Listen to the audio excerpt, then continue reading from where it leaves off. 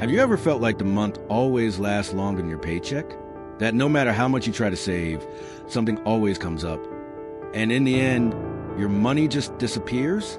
You're not alone. Thousands of people face the same reality every day. The good news is that there's a simple and extremely practical way to turn things around.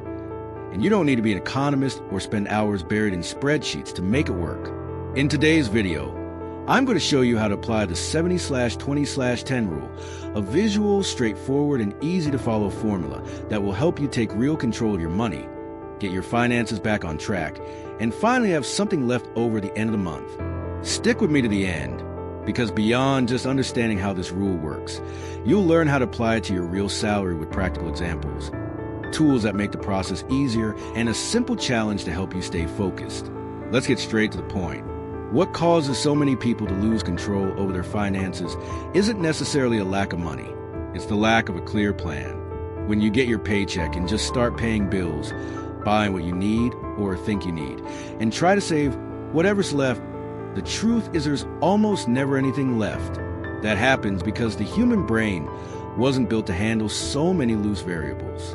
Without a system, we go into autopilot, reacting to expenses instead of anticipating them. It's like trying to fill a bucket full of holes. No matter how much money you pour in, if you're not directing the flow, it'll leak out. The 70/20/10 rule is exactly the kind of system that most people are missing.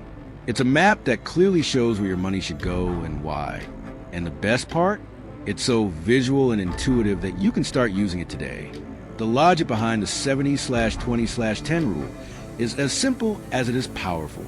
Picture your income split into 3 main blocks. The first one, representing 70% of your earnings, goes toward essentials, the things you absolutely need to live: rent or mortgage, groceries, transportation, basic utilities like water, electricity, internet. These are expenses you can't just cut out. The next 20% is for your financial goals, and here you have 2 options. Either use this portion to pay down debt strategically or invest in your future through emergency savings, retirement funds, investments, or education. This is the part that helps you grow. Finally, the last 10% goes toward things that bring you joy or purpose: leisure, gifts, travel, donations. Yes, that part matters too, because a system focused only on cutting won't last.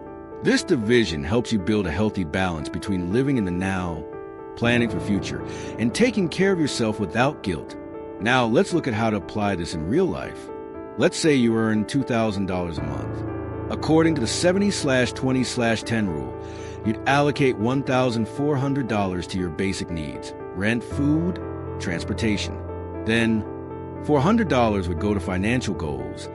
If you're in debt, this portion is for paying it off as a priority. If you're debt-free, start investing, building your emergency fund, or saving for something bigger. Finally, $200 is free for what brings you joy: dining out, buying something you've been wanting, or giving to a cause you believe in. The key is to stay committed to this split. To help with that, there are apps like Mobile's Organize or the classic Google Sheets, where you can create a spreadsheet with these 3 categories. If you want to take a step further, use separate bank accounts: one for essentials, another for goals, and a third for enjoyment. This makes tracking easier and keeps you from mixing things up unintentionally. But like any method, there are pitfalls, and it's important to know how to avoid them. The most common mistake is treating disguised luxuries as needs: ordering delivery every day, overspending on clothes, paying for subscriptions you barely use. All of these silently slip into the 70% category when they should really be cut down or moved into the 10% for enjoyment. Another common trap is using the 20% for immediate expenses instead of true goals. You might save money but end up spending it without actually progressing. And perhaps the most dangerous mistake: cutting out the 10% for enjoyment completely. It may seem noble at first, but long-term, it leads to frustration and burnout. Life needs balance. The strength of this rule lies in that balance. It doesn't forbid you from living. It teaches you how to live with structure. The secret is being honest with yourself, regularly reviewing your spending and adjusting as needed. Now that you understand how the rule works, I want to propose a simple challenge. For the next 7 days, write down every single thing you spend. Don't change your habits right away. Just observe.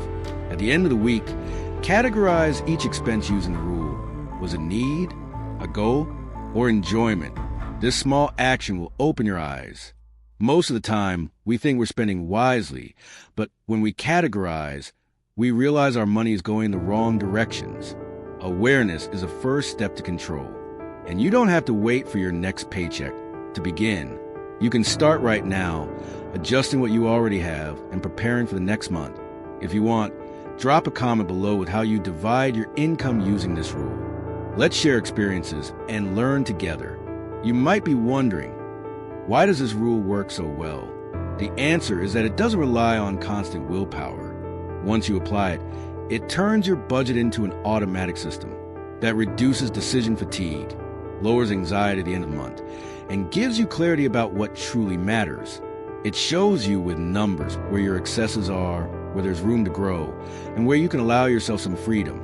Over time, following this breakdown becomes a habit, and habits are far more powerful than good intentions. On top of that, it's flexible. You can slightly tweak the percentages based on your reality, as long as you keep the balance. What's essential, what's progress, and what's joy. In the end, this rule gives you something most people lack when it comes to money: direction. And when you have direction, you have the power to choose. If this video helped you see your money more clearly, be sure to like and subscribe to the channel. Here, we talk about financial education in a visual, practical, and no-fluff way. And if you want to learn how to adapt this rule when your income is variable, like if you're a freelancer, self-employed, or earn commissions, stay tuned, because in the next video, I'll show you exactly how to do that without losing control. Remember, it's not about how much you earn. It's about what you do with what you earn. And if you start today, even if it's small, a year from now, you'll thank yourself for making this decision. See you in the next video.